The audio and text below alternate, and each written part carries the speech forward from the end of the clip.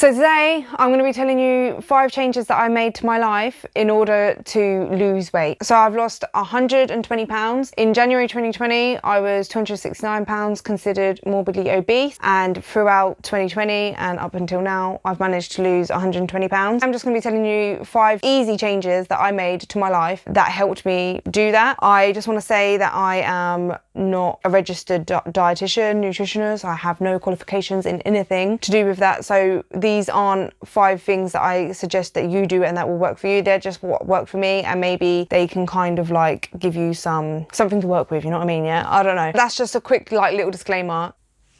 That's it. So let's get into it. The first thing was mindset. So I had to change my whole mindset.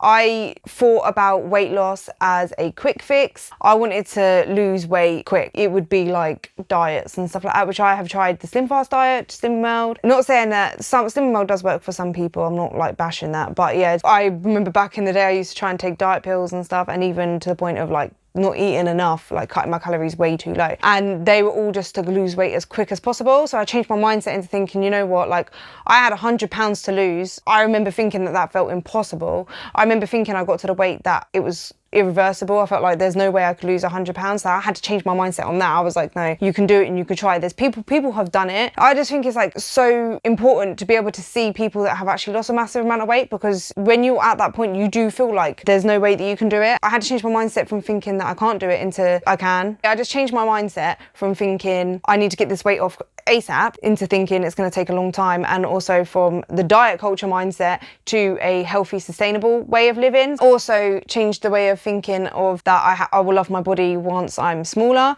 I had to literally look in the mirror and tell myself, this is my body. Whether I'm bigger, whether I'm smaller, my body is worth my love and care, and that I'm not going to wait until I'm smaller to love my body, if that makes sense. Any victories I had, just losing 1 pound, I would celebrate that. I wasn't just like, okay, well, I'm not at my goal weight yet, you know what I mean? And I made sure that I took care of my mental health as well as my physical health. I was prepared to spend the rest of my life basically trying to chip away at the pounds. I genuinely didn't think that I would be able to lose 100 pounds in a year, and I was expecting maybe 2 or 3 years it would take me. I've mentally prepared myself for that, and I just knew that I had to do it in a way that was sustainable and that I could do for the rest of my life to keep it off. I think that's just one of the most important things, is to make sure that you go into your journey knowing that and with the right mindset of making sure that you do it the healthy way. Number 2, I stopped drinking my calories. I literally drank, like, you know, the big 2-litre bottles of Coke, I would drink like 2 or 3 of them a day. And I don't even know how many calories are in it. It is way too many calories. It's just not worth it. So I cut out the fizzy drinks, and I cut out drinking full fat milk and sugar in my hot drinks. I also stopped drinking like milkshake, you know, like the Frappuccinos from McDonald's and all of them things, yeah. So many calories, just not worth it. Smoothies, fruit juices and smoothies, they all contain so much sugar and so much calories that it's just not worth it, in my opinion. All the fibre is going to be taken out from the smoothie. It's not as good as if you was to just eat the fruit. So I would recommend, if you feel for a smoothie, why don't you just have a fruit and water?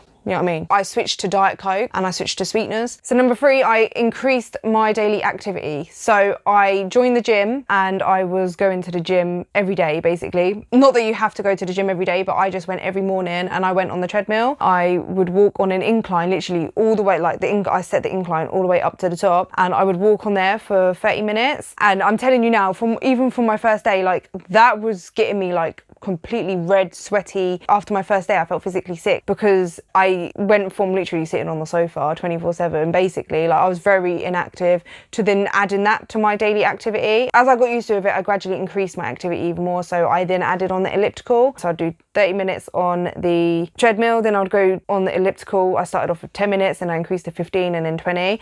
And then I increased it to then going down to the free weights room, not the free weights room, you know, the machine weight room, whatever that's called. And I would do a few bits on the machines. And then I eventually joined the gym the classes at the gym. I loved the cycle class. I missed the spin class. And I would also do like the body tone classes. The classes are just Like, I found that so fun. It made working out just a lot more easier and fun for me. And then I ended up just increasing my daily steps. I didn't really know about daily steps. I genuinely didn't realize how little steps I was doing, but I know on my phone it said like 1,000. I remember when back before I even lost weight, I would look at my phone and it said I only did like 600 steps a whole day. Obviously I didn't carry my phone all the time, but that's actually worrying because I probably was only doing around 1,000 steps before I lost weight. I actually bought a Fitbit, which actually helped me realize how many steps I was getting, and I gradually have increased my steps. When I first got the Fitbit, I struggled to get 8,000 steps a day. So that was my goal, was to get 8,000.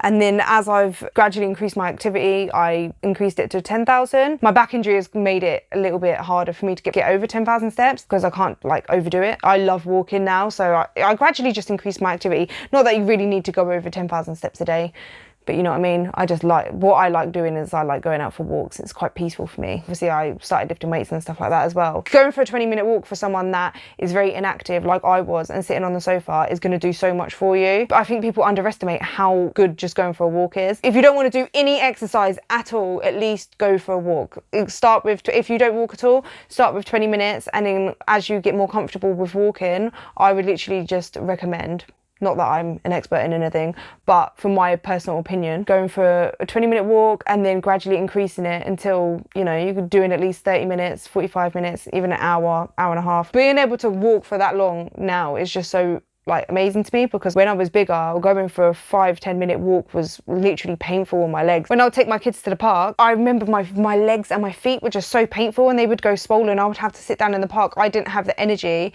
My body felt so heavy that I just literally would go to the park with my kids and sit down on the bench while their dad would play with them in the park, because I would need that rest because I have to brace myself for walking back home. And then when I got home, I ended up falling asleep on the sofa. It's actually embarrassing at how fit I was. And that was at the age of what, 24?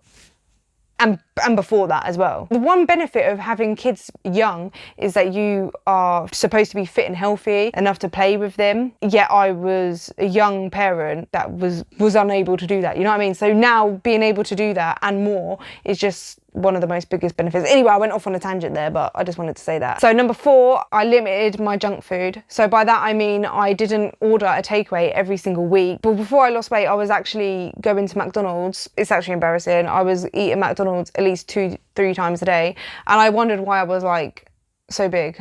I don't know. I would go through the drive-thru, and what I would order, I would get like a large Big Mac meal, and then I would get a double cheeseburger. And then it got to the point where I was also ordering a mayo chicken as well. I always had to get a meal and a burger. And then I got to the point where I couldn't decide between a mayo chicken and a double cheeseburger, so I would get both. I would get all of that food. Then later on, I would go again and get like a Frappuccino or a McFlurry or even another double cheeseburger. I was eating junk food to an excess. So then I actually got genuinely sick of junk food by the time I started my journey, that I completely cut out junk food. I didn't actually have a takeaway until about August time. So that was what, 7 months into losing weight. Not saying that you have to completely cut out takeaways, but I personally think like limiting the amount that you have. And I think once you start eating healthier, I don't know, let me know if this is your experience, but with me, once I've started eating healthier, takeaways and junk food just don't taste the same. Like, it doesn't taste as good as what I felt like it tasted before. I've been disappointed each and every time I've got a takeaway. I've been disappointed when I've had it. I'm like, it just tastes greasy, it doesn't taste the same. I prefer eating fresh, healthy foods now. If I'm gonna have a burger, I would rather just make a burger myself. It just tastes so much better. But yeah, so limited the amount of junk food, because obviously junk food contains massive amount of calories, saturated fat and all of that stuff. So it's going to make you a lot easier to go with your calories. Obviously, you can lose weight and eat junk food at the same time. I'm not saying that just cutting out junk food is gonna make you lose weight, but it just makes it easier if you're someone that eats takeaways a lot to get into a deficit. Like for me, I was eating takeaways a lot, so even just cutting that out would have brought me into a deficit. So that's what I did to lose weight. The last one, which I think is one of the most important things that I did to lose weight, is filling up on low calorie dense foods. Find alternatives to food that I would like to eat, but a lower calorie version. You know, pizza, wrap pizza, like Coach Greg's cookbook, basically. So buy the freaking cookbook.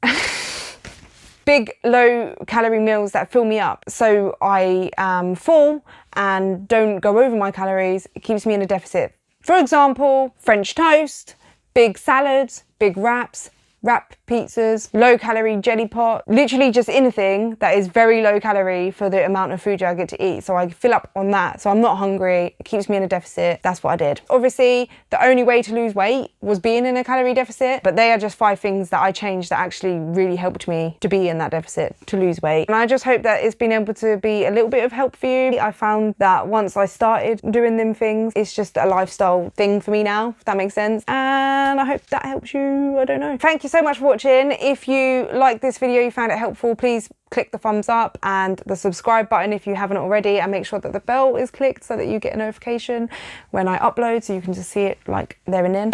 Until next week, I will see you. Bye.